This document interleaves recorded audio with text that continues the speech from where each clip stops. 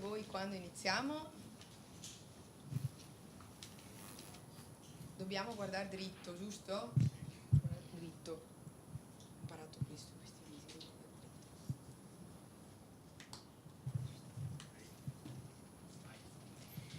Allora, buongiorno a tutte e a tutti.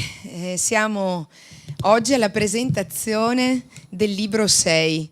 È un momento che, non nascondo, ha delle emozioni, porta con sé delle emozioni, perché questo non è un testo qualsiasi, non è un libro qualsiasi, non ci sono libri qualsiasi in realtà, perché ogni libro racconta una storia, ma questo ne racconta tante. Vedremo poi nello specifico quante, perché c'è un numero ricorrente che vedete già dal titolo, 6, non solo voce del verbo essere, ma anche un numero, e in entrambi i casi ci sta dicendo qualcosa.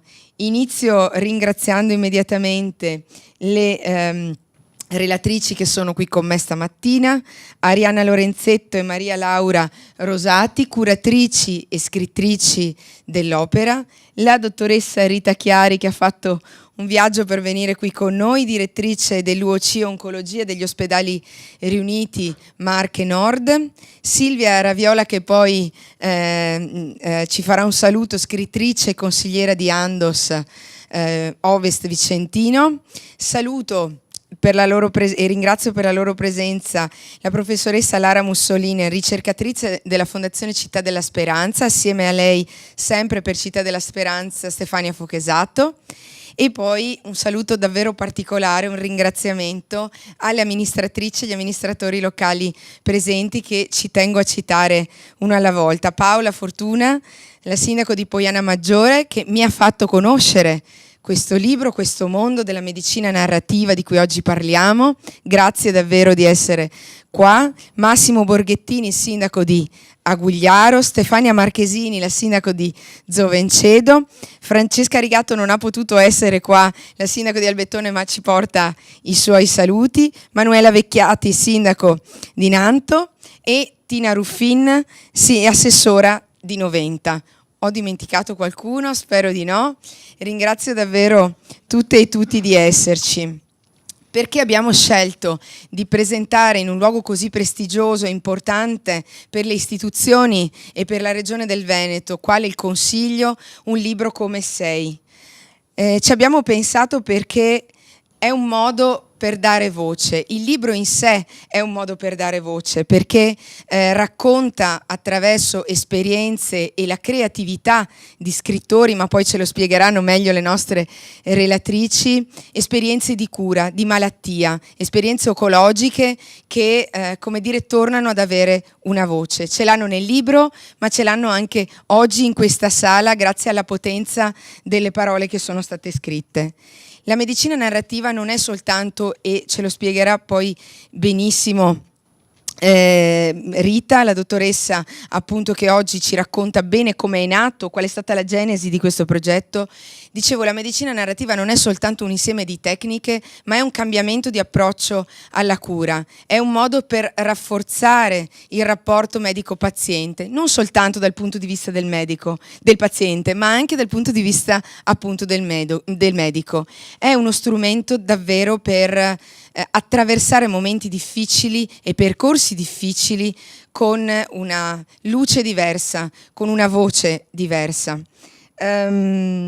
Spesso chi attraversa la malattia si trova in una situazione di solitudine e non trovare le parole, non avere uno spazio in cui queste parole prendono forma diventa ulteriore motivo di difficoltà. Quante volte in situazioni difficili una delle cose che pesa di più e grava sulle nostre vite è l'impossibilità di condividere, di parlare, di costruire. La medicina narrativa non è soltanto parole, è un approccio, diciamo, che ha uno studio che porta con sé una formazione.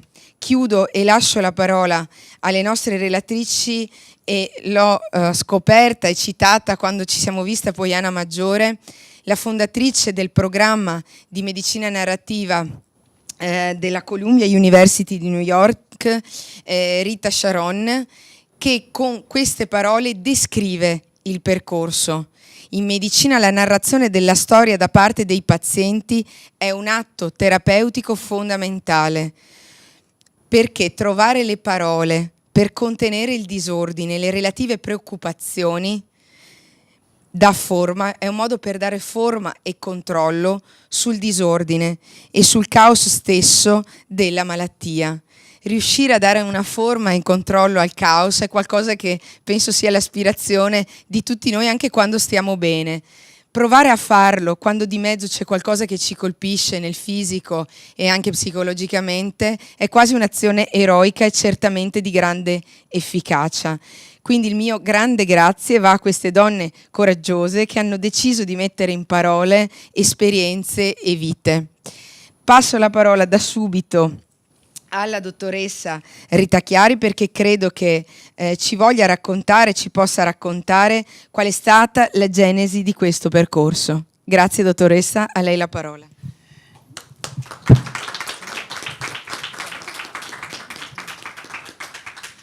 Intanto un grazie per l'invito e per la sede prestigiosa che ci accoglie e a cui sono particolarmente legata perché ho lavorato per 3 anni qua in Veneto e parte dei pazienti viene dal Veneto.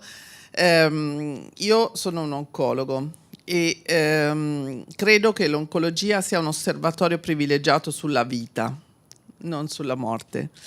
E avevo da molti anni la convinzione che la medicina narrativa possa essere uno strumento di cura che si va ad affiancare, non assolutamente a sostituire, alla medicina basata sulle evidenze. Il paziente vuole per primo un medico che sia competente, non vuole la pacca sulla spalla. E però è importante questa comunicazione bilaterale. Medicina narrativa è una narrazione, dicevamo, bidirezionale, una narrazione che va dal medico al paziente e dal paziente al medico. Il medico si deve porre in maniera tale da farsi comprendere, quindi non parlare in medichese, ma tradurre la parola che ha in mente in una qualcosa che sia comprensibile paziente per paziente. Anche il bello della nostra attività quotidiana, proprio doversi adeguare alla persona che una di fronte. La narrazione del paziente è la narrazione della sua storia di vita. Quando il paziente entra per la prima volta in ambulatorio, entra con la sua vita nell'ambulatorio dell'oncologo e con tutti i suoi rapporti relazionali che lo seguiranno nel percorso della malattia. Quindi l'idea che io avevo da un po' di tempo si è poi concretizzata quando ho incontrato il collettivo degli scrittori Scrivi per Bene, a cui ho chiesto di tradurre in storie di vita il valore della malattia dei pazienti. In altre parole, io ho fatto semplicemente una cosa molto semplice, ho fatto il filo di Arianna, ho fatto da contatto tra 66 pazienti che potevano essere in diverse fasi del loro percorso di cura. Qui dentro ci sono storie di persone all'inizio del percorso, persone che sono guarite, perché oggi di cancro molte persone guariscono, ci sono più di 4 milioni di persone che hanno avuto un'esperienza e sono guarite, ma ci sono anche persone che non ce la fanno, quindi ci sono parole donate da caregiver di persone che non ci sono più, quindi uno spaccato di tutte le fasi della malattia. Queste 6 parole che abbiamo chiesto ai pazienti dovevano rappresentare la loro vita in maniera sintetica con un nome proprio, che fosse una persona importante per loro. E poi queste 6 parole io le donavo, cioè le facevo da tramite e le davo agli scrittori. Gli scrittori quindi non si sono incontrati con i pazienti e non conoscono le storie dei pazienti. Ci sarebbe stato anche un problema di privacy, diciamo, per questo. Quindi io sono l'unica che conosce le storie di vita dei pazienti che poi hanno donato le parole. E la mia testimonianza è proprio che le parole riescono a viaggiare, perché in alcuni di questi racconti ho ritrovato degli aspetti delle storie vere dei pazienti. Faccio un esempio c'è un racconto in cui questo signore che ama la montagna si trova a un bivio e non sa se andare a destra o a sinistra, e passano molte persone, uno dice di andare a destra, uno dice di andare a sinistra, poi a un certo punto arriva questa Chiara che lo prende per mano, forse in maniera anche un po' perentoria, però gli dice si va a destra. Si va a destra e lui si affida e gli chiede perché si va a destra, perché è la strada più difficile ma è quella che darà più risultati, e questa è una cosa che succede nella quotidianità dei nostri ambulatori. I pazienti arrivano con i loro rapporti relazionali, c'è l'amica che ha avuto il problema e che gli racconta di andare allo IEO, quell'altro che cioè, no? Un sacco di consigli, poi alla fine è il paziente che si trova a fare il suo percorso e deve trovare nel medico quello che l'accompagna, oltre a condividere le scelte con lui. Oppure un altro esempio che a me ha toccato particolarmente è quello di una storia che in realtà è diversa dalla storia vera del paziente, però in questo racconto viene detta una frase che quel paziente ha detto il giorno della prima visita in ambulatorio con me. Lui ha avuto una diagnosi di tumore del polmone stadio 4, ALK positivo, quindi una lunga storia di malattia, più di 10 anni, ancora sta bene, ma il giorno della diagnosi la moglie era incinta e quindi si è creato un momento di tristezza durante la prima visita, e lui ha guardato la pancia della moglie e ha detto: questo è il mio regalo per te. Nel racconto la storia, che è di una bambina che adottata dall'Ucraina, a un certo punto esce proprio questa frase e io mi sono chiesta leggendolo come è potuto succedere. Le parole riescono a colmare dei vuoti. Io quindi ho fatto soltanto il lavoro di raccordo e ho scritto una delle 6 prefazioni, di cui mi permetto di leggere soltanto qualche riga.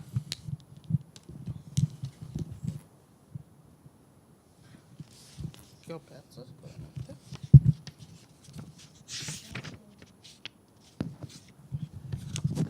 Pagina. Ecco. Cos'è che definisce un medico bravo? Tante volte nel corso della mia carriera di oncologo mi sono posta questa domanda, poiché nulla durante il percorso di studio universitario prepara gli studenti a ciò che dovranno poi affrontare durante il lavoro.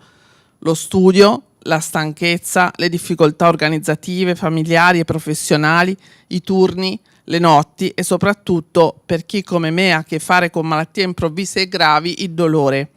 E è proprio il dolore che spesso a noi terapeuti fa paura, ci coglie impreparati. Il progetto 6 è stato un'occasione di crescita che mi ha consentito di rinforzare la relazione con i pazienti e ha offerto un momento di riflessione a tutti coloro che hanno aderito donando le loro parole. La passione per il lavoro mi ha portato a studiare sempre. Le lacrime e il grazie dei miei pazienti sono ciò per cui vale la pena lavorare. Sei importante, mi prenderò cura di te, stai tranquillo, so come fare. Questo è il messaggio che ogni paziente vorrebbe ricevere dal proprio medico. Sei un bravo medico, con te mi sento al sicuro. Questo è ciò che ogni medico vorrebbe leggere negli occhi dei propri pazienti. Solo così un medico bravo sarà anche un bravo medico. Grazie.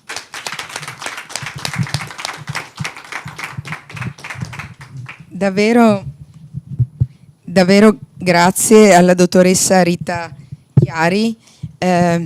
Con lei in questo momento abbiamo anche l'occasione di ringraziare i tanti professionisti che come medici stanno accanto ai pazienti in percorsi difficili, e il fatto mi è venuta la pelle d'oca quando ha raccontato di questo incrocio tra uno dei racconti e il paziente, perché avevo letto il racconto ma non sapevo ovviamente di questo link. Veramente a volte si rimane senza parole. Una donna invece che di parole ne ha, ed è una forza della natura, è una delle 2 curatrici di questa pubblicazione ed è una delle scrittrici, è Arianna Lorenzetto, alla quale passo volentieri la parola e a cui chiedo come poi si è costruito questo percorso. Grazie Chiara, sono io che ringrazio te per l'allestimento di questa mattinata e per questo invito in questo luogo così prestigioso.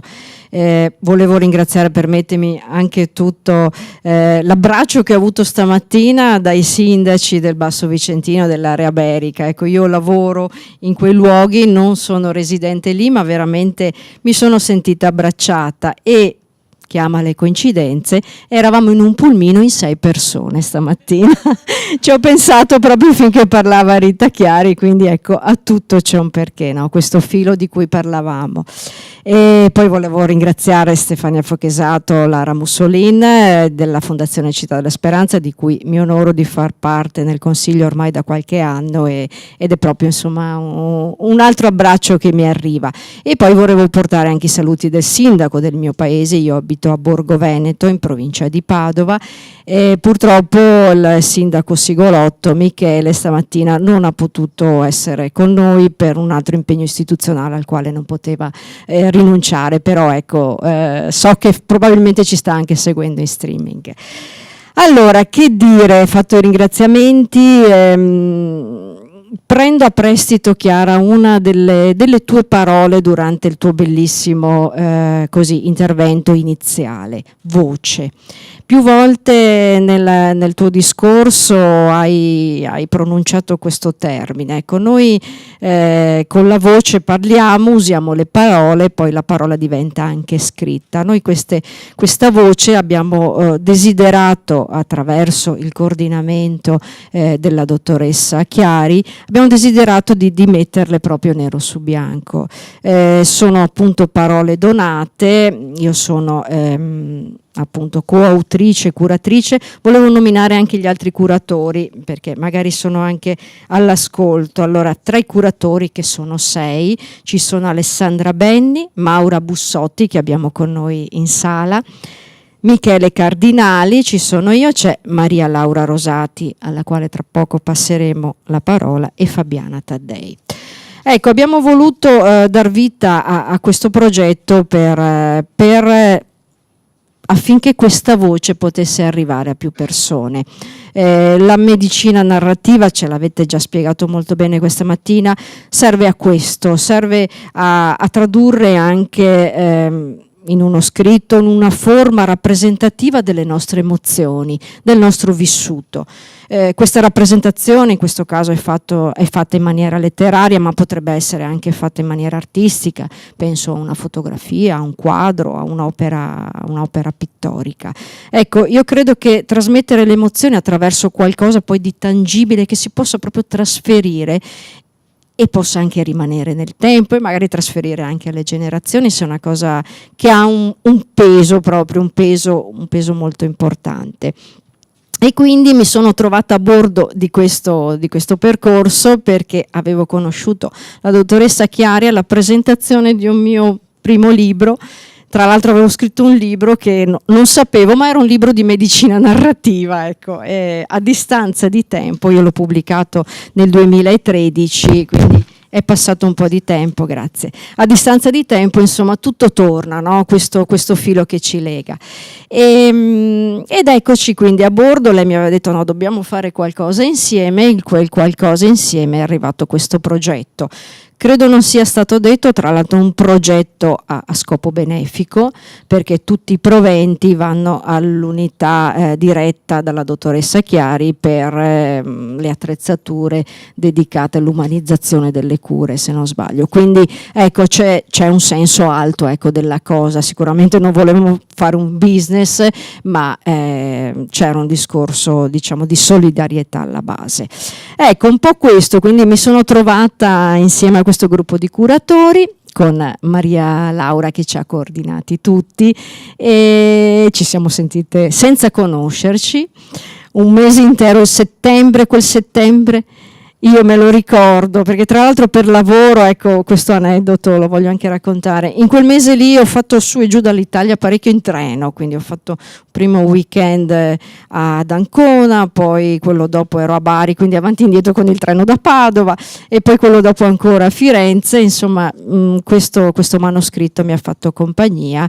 Abbiamo fatto un lavoro di analisi, di editing, di taglia e cuci, e insomma alla fine l'abbiamo presentato a Roma al Festival dell'Editoria Minore all'Eur. Quindi un lavoro corale, ecco, siamo in tanti, un lavoro fatto insieme, perché si sa che insieme si va lontani.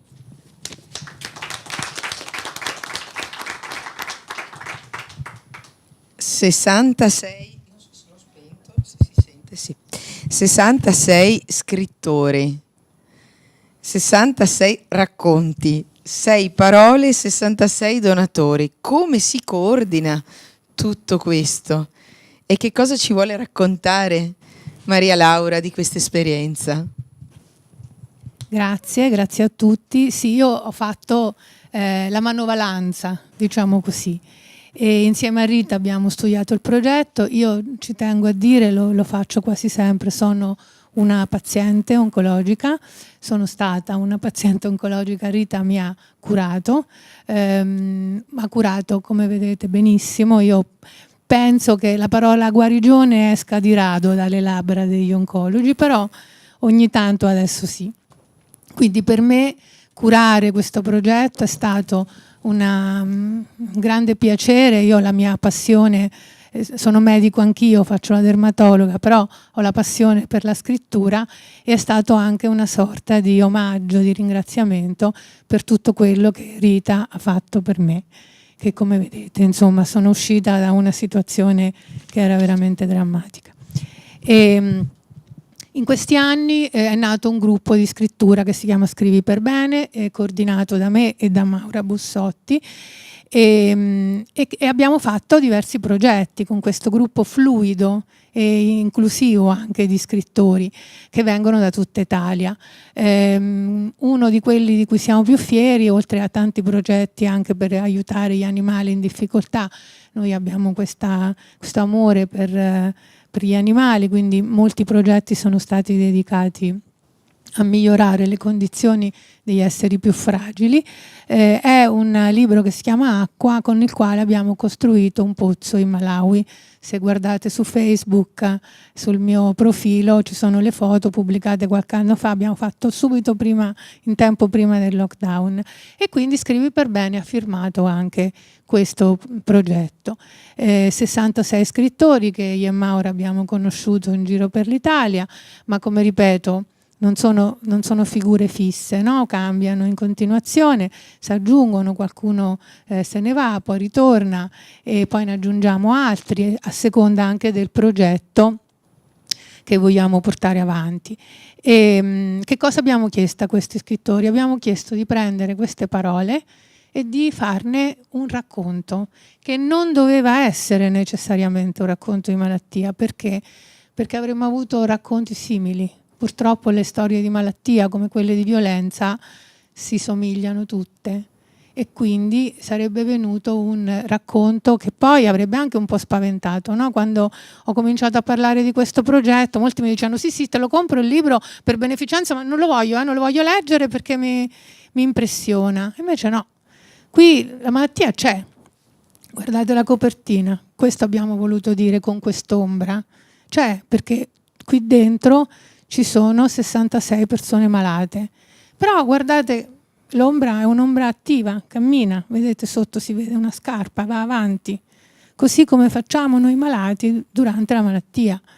Ci sentiamo un numero? Sì, ci sentiamo un numero, ecco perché il 6, ma ci sentiamo un numero perché siamo un numero, ecco sì, siamo un numero, siamo una statistica, però la medicina narrativa serve anche a quello, no? A dire sì, siamo un numero, ma sono sempre io, sei tu. È come se il medico dicesse sì, sei un numero, ma sei anche tu. E allora siamo stati ossessivi con questo 6, no? 6 parole, 6 capitoli, 66 scrittori, che insieme ai 66 malati fa 132, e 1 più 3 più 2, indovinate, fa 6.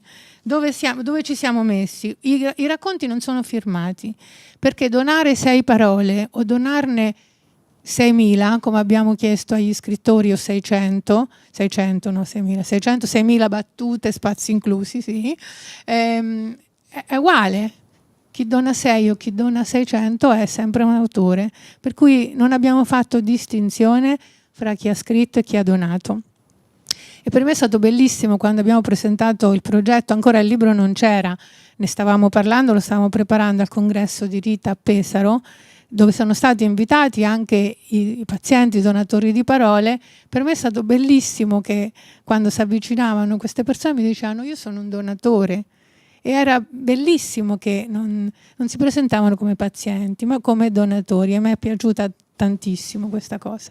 Quindi non ha importanza chi ha donato cosa e chi ha scritto cosa. Siamo tutti donatori di parole. Perché un progetto letterario? Perché abbiamo fatto sì che questi racconti fossero fruibili da tutti e che fossero gradevoli. Io ve ne vorrei leggere uno adesso, così vi rendete conto di che cosa abbiamo fatto. Ve ne leggo uno che si chiama Rita Sparita.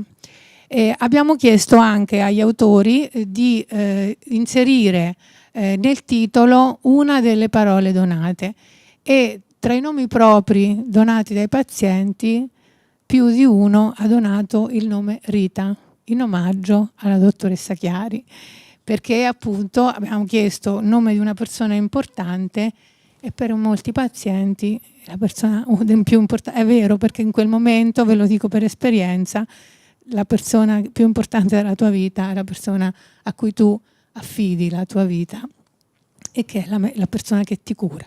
Quindi vi leggo Rita Sparita, che è il pezzo che chiude il libro. L'ultima volta che ho visto Rita è stato al porto di Toronto, 6 anni fa. Ero in vacanza con mio marito e una coppia di amici e dopo aver camminato per tutta la città ce ne stavamo seduti a prendere un caffè, guardando la folla che passeggiava nel caldo di luglio. Ho sempre esaminato le persone, sono curiosa, mi piace immaginare chi sono, che fanno, dove vanno, se sono sane, se sono felici. Osservo come parlano tra loro, come sorridono, come camminano. E per questo l'ho vista subito. Avrei riconosciuto ovunque quell'incedere un po' fiero e un po' incerto. Le mani leggermente scostate dal corpo, il palmo ruotato e il vezzo di aprire e chiudere le dita. Aprire e chiudere, come se stesse salutando di nascosto qualcuno dietro di lei. È per non far gonfiare le mani quando cammini a lungo, diceva. Fallo anche tu, Maura, vedrai che sollievo. Rita amava fare trekking, soprattutto in montagna. Era iscritta a vari gruppi di escursionisti e la domenica mattina partiva. In ogni stagione. Sono i momenti per me, diceva. Non posso rinunciarci. Io no, io sono pigra. D'inverno dormo fino a tardi e in estate il caldo mi sfinisce. Rita, invece, era sempre piena di energia. Quel giorno a Toronto l'avevo osservata per qualche secondo prima di capire. Ma guarda, mi ero detta, quella donna somiglia a... No, non somiglia. È lei. È Rita. Anche i capelli, più chiari di come li ricordavo, erano acconciati come sempre, fermati con noncuranza sulla nuca da una pinza di quelle piatte, che non danno fastidio quando appoggi la testa, inspiegabilmente difficili da trovare. Gliele compravo sempre se mi capitava di vederle da qualche parte, perché lei, fin dalle scuole medie, era la mia migliore amica. Chissà se in Canada si trovano, avevo pensato stupidamente, fissando la testa di Rita. Non volevo perderla tra la folla. L'avevo già persa una volta, perché Rita era sparita 10 anni prima. Era accaduto un pomeriggio d'estate, durante un'escursione in montagna. Vado a fare un giro, aveva detto al gruppo durante una sosta. Voglio vedere se ritrovo un sentiero che ho fatto con il CAI qualche anno fa. Torno subito. L'avevano cercata ore, giorni, settimane, appelli. Chi l'ha vista? Una donna di mezza età vestita da trekking. Ma non l'aveva vista nessuno. E la montagna non perdona, lo sanno tutti, è peggio del mare. Ci sono i crepacci, i burroni, un piede in fallo. Quanta gente è scomparsa nel nulla. Suo marito era disperato. Quel marito che era un mostro, quel marito che la violava, mai davanti ai figli, mai dove si vedeva. Lascialo, le dicevo. Non posso, mi ucciderebbe. Non ne parlava mai, neanche con me. Non chiedere, Maura, diceva, meglio se non sai. Anche di quell'uomo era meglio non sapere. Una volta dopo il cinema era entrata in una macchina grigia. Devi dire che siamo state a cena insieme, solo stavolta. Per favore. Chi è? Non chiedere, Maura, meglio se non sai. Rita, hai 50 anni, che fai? E poi tuo marito ti ucciderebbe, lo hai detto tu. Quando è sparita sono stata zitta, però ci pensavo, chissà se qualcuno le ha fatto del male, chissà se qualcuno le ha fatto del bene. Non chiedere, Maura, forse ci sono macchine grigie che aspettano alla fine di un sentiero di montagna e magari una ci entra e sparisce per sempre. Scusate, avevo detto alzandomi dal tavolo, aspettatemi qui. Dove vai? Non sei stanca di camminare? Voglio tornare in quel negozietto di souvenir, avevo detto, lo sguardo fisso su di lei. Torno subito. Forse potevo farlo anch'io, sparire per sempre, sembrava così facile, ma per me era diverso. La mia era stata una vita buona, non come la sua, una medicina amara da prendere tutti i giorni, senza speranza, senza una luce. Ma poi un giorno, in montagna, capisci che basta. Sei stanca, cadi in un crepaccio, muori e ti ritrovi altrove. Rita Spirata. L'avevo raggiunta, l'avevo seguita da vicino finché a un semaforo le avevo sfiorato un braccio. Rita, avevo detto piano. Si era voltata e mi aveva guardato fisso. Un animale fermo in mezzo alla strada, i fari e gli occhi pieni di terrore. Maura, non chiedere, non dire nulla. Ero al buio, nessuno mi vedeva e adesso tutta questa luce, ti prego, ti prego. Mi sei mancata, Rita, oddio, quanto mi sei mancata, quanto mi manchi. Ti prego, Maura, non chiedere. Scusi, avevo detto in inglese, ho sbagliato persona. Lei aveva sorriso e chinato la testa di lato. Prego, nessun problema, aveva risposto. Poi quasi di corsa aveva attraversato la strada. Io ero rimasta lì, ferma, a guardarla camminare, apri e chiudi, Maura, fallo anche tu, ti si gonfiano le dita. A un tratto si era fermata e si era voltata. Aveva guardato il semaforo rosso e mi aveva sorriso, gli occhi lucidi, sollevando appena la mano, apri e chiudi. Ciao, Maura, grazie. Mi manchi, I miss you, I love you. Era sparita tra la folla, l'avevo persa di nuovo. Rita sparita. Lentamente ero tornata verso il porto. La mia era stata una vita buona.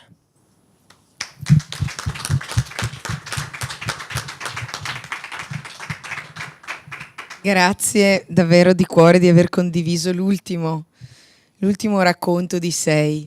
Prima di chiudere vorrei dare la parola per un saluto a Silvia Raviola, che come vi dicevo anche lei scrittrice, e poi mi sembra che ci sia un ultimo pezzettino. Arianna? Volevo solo ringraziare un'altra donatrice di parole che Certo, stamattina che è qui è venuta con noi, si è così affiliata molto, molto volentieri nonostante impegni di lavoro, quindi Giulietta Cardina, che ce l'abbiamo in platea, insomma volevo ringraziarla veramente per la sua presenza e per la donazione delle sue 6 parole. Grazie Giulietta, è il momento proprio giusto per ringraziarti dopo queste parole. Silvia, a te il microfono. Grazie.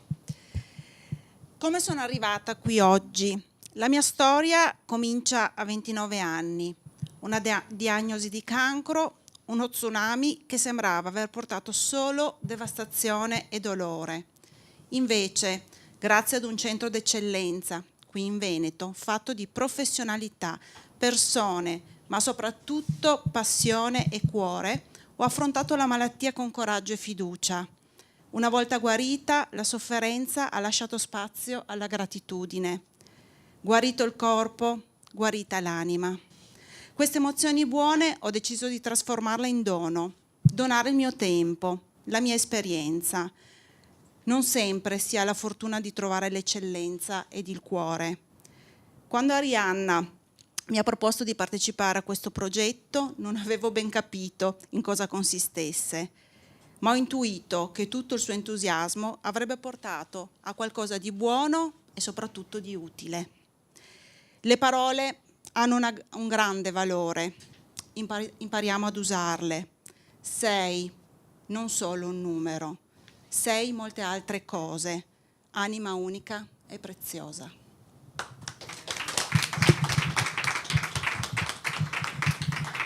Volevo ringraziare, mi sa che è già andata via, ma è stata qui con noi per un po' la vicepresidente del Consiglio regionale Francesca Zottis, che ringrazio della sua presenza e ascolto, e so che sostiene questa iniziativa. Silvia, bellissime parole, il tuo essere scrittrice è diventato parte di te, mi sembra, anche da questo modo di esprimerti. C'è un altro pezzettino di racconto, tocca ad Alice, mi sa, che spontaneamente ha scelto di leggere un pezzettino. Ti tengo il microfono.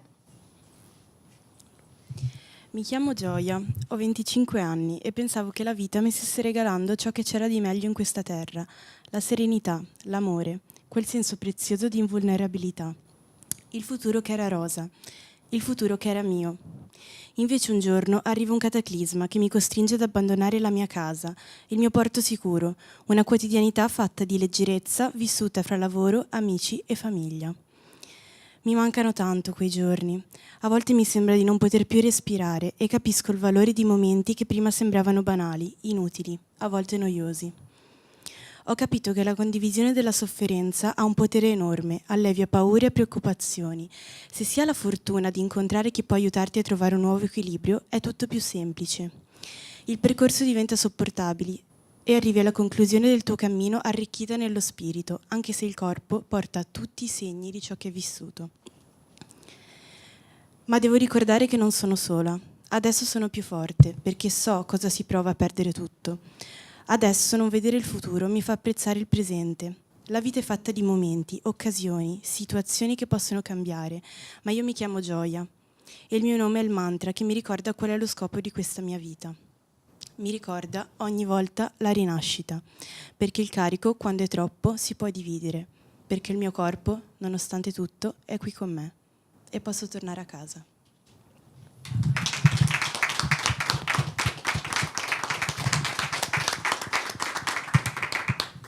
Nel chiudere questa... Grazie Alice, sei stata bravissima, bravissima. Nel chiudere questo momento di presentazione, anche a nome delle amministratrici e amministratori presenti, chiederei al sindaco di Poiana, Paola Fortuna, di fare un saluto e proprio grazie a lei anche un po' grazie a lei davvero che siamo qua, grazie certamente a tutte coloro che hanno scritto e curato l'opera, ma è lei che mi ha fatto conoscere questo progetto stupendo, quindi grazie Paola. Sono io intanto che ringrazio il consigliere regionale Chiara Luisetto per questo invito, per questa iniziativa. La ringrazio anche a nome degli altri amministratori che io ho coinvolto della nostra area berica. Ecco, io ho conosciuto il progetto e il libro 6 che mi è stato subito donato da Arianna, che appunto lavora a Poiana Maggiore, quindi mi ha presentato. Io sono sempre molto sensibile a questa iniziativa, Arianna lo sa, insomma, che io condivido sempre. Lo abbiamo presentato tra l'altro in occasione dell'Ottobre Rosa l'anno scorso insieme con altri amministratori, guardo soprattutto Tina dell'amministrazione comunale di Noventa, perché ci sembrava che fosse un progetto che veramente meritava innanzitutto di essere portato a conoscenza e in un momento anche proprio di iniziativa dell'Ottobre Rosa, quindi dedicato in modo particolare al mondo delle donne. Ecco, noi come amministratori chiaramente siamo sempre costantemente dai nostri concittadini chiamati alla tutela della salute. Riceviamo sempre osservazioni per quanto riguarda le nostre strutture pubbliche, la qualità dei servizi, abbiamo avuto grossi problemi anche siamo solamente ai medici di base, per cui siamo sempre costantemente dai nostri cittadini motivati, stimolati ad occuparci della tutela della salute. D'altra parte noi non possiamo non ricordare che l'articolo 32 della Costituzione lo sancisce come un diritto, quindi per noi è sicuramente un punto di riferimento. Siamo ovviamente sempre contenti e orgogliosi che soprattutto in Regione Veneto ci siano, come abbiamo citato prima, dei centri di eccellenza per quanto riguarda la cura delle malattie, quindi al di là delle criticità quotidiane c'è sicuramente anche questa consapevolezza. E siamo qui oggi perché sosteniamo questo tipo di progettualità. La sosteniamo perché siamo convinti, e parlo a nome anche degli altri colleghi, che una di quelle che sono le sfide di quella che è la sanità moderna, chiamiamola così, sia proprio questa. La sanità non può solamente rappresentare l'atto di cura, importantissimo, lo si ricordava prima, la competenza dei medici, ma che sia solamente come un atto meccanico. La cura deve essere invece un prendersi cura del paziente, deve essere condividere, deve essere questa capacità di ascolto. È una cultura nuova probabilmente che dovremo affrontare, che dobbiamo diffondere, per cui bene anche questo tipo di iniziative. Noi siamo convinti della potenza delle parole, quelle parole che passano attraverso la capacità di ascolto e di condivisione e che diventano proprio azioni concrete a favore del paziente stesso e quindi di noi tutti concittadini, tutti i cittadini. Quindi ringrazio veramente dell'iniziativa, ringrazio dell'invito, dell'ospitalità del Consiglio regionale e veramente promuoveremo ancora con le nostre possibilità questa iniziativa in cui crediamo molto. Quindi grazie. Grazie a voi. Grazie a voi. Chiudiamo questa mattina. Grazie davvero, davvero Paola, perché hai detto parole vere e parole che raccontano come questo percorso è entrato a far parte anche delle comunità locali e di un'area berica che è qui davvero ottimamente rappresentata. Ancora ringrazio davvero le amministratrici e gli amministratori. Chiudiamo, mi verrebbe da dire questo: quando la malattia oncologica ti attraversa la strada della tua famiglia, spesso tende a essere una presenza che vuol tornare, a cui non piace, come dire, lasciarti in fretta. Ma se in questo percorso, se durante questa visita sgradita si trovano le parole giuste e le forze giuste accanto alle scelte mediche giuste, quella voce lì che tende magari a sparire di fronte alla paura, al disordine, al caos, torna ad essere forte. Quindi davvero grazie a tutte voi e grazie a SEI per ciò che è e per le tante parole donate e raccontate in queste pagine preziose. Grazie a tutte e a tutti per questa mattinata.